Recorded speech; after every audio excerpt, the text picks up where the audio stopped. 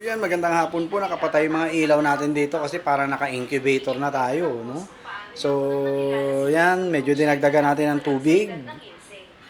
At mainit po ang panahon, bumabagsak po ang humidity ng mga incubators po natin. Katulad yan, no? Kadadagdag lang natin ng tubig. Ito po, maganda pa po to dahil bago pa lang po to, no? Kakadating lang ang order natin na ito, no? Yun, 3 years mahigit na po, no? Nagloloko-loko na rin yan.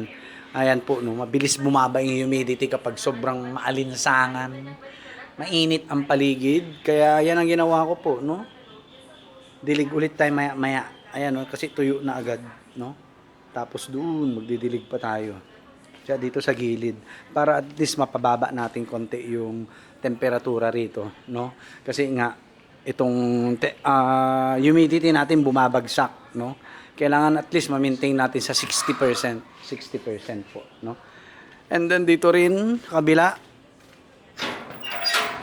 kahit masama pakiramdam natin, nagdilig po ako rito.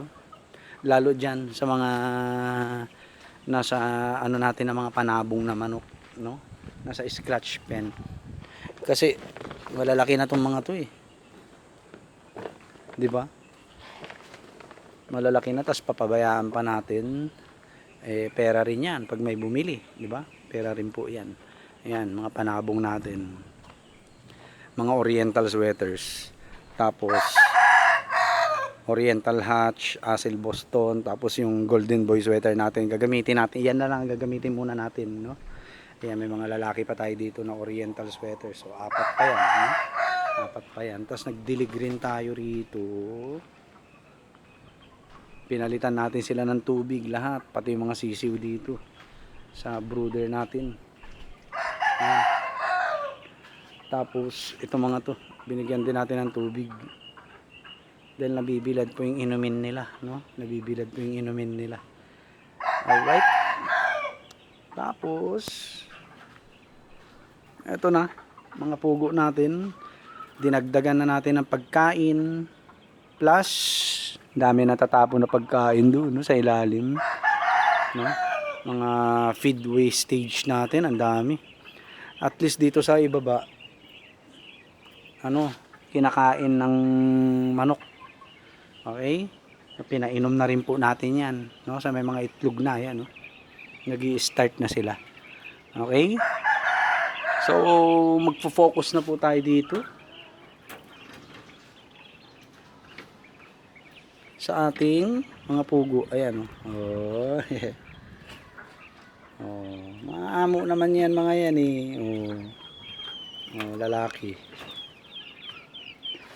So yung lalaki po, yung plain brown, light brown lang yan nasa dibdib. Tapos pag may dark spots po, babae, no? So ayan po, may benta tayong mga fertile eggs, baka gusto nyo. At mataas po ang fertility nito mga alaga natin. Okay? Ayan po. Oh. Ayan sila. Bata pa itong mga to. Magto 2 months pa lang po sila. Yung mga nakalagay po sa incubator natin galing na dito, no? At marami na rin po nag-acquire sa atin ng mga fertile eggs.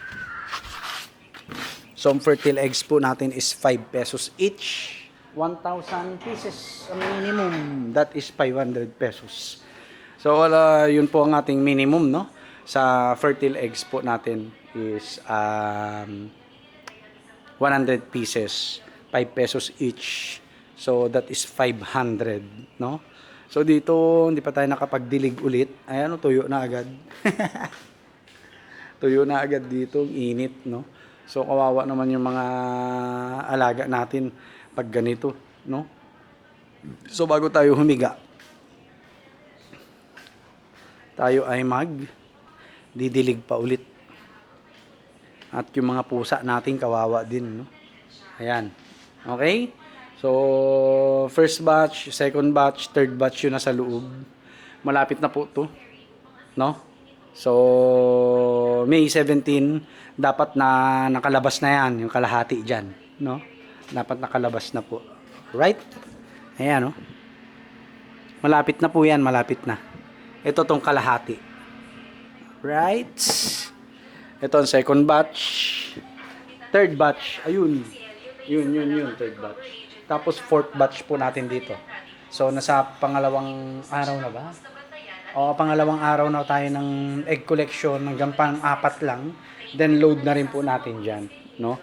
And then, yun muna po yun, no?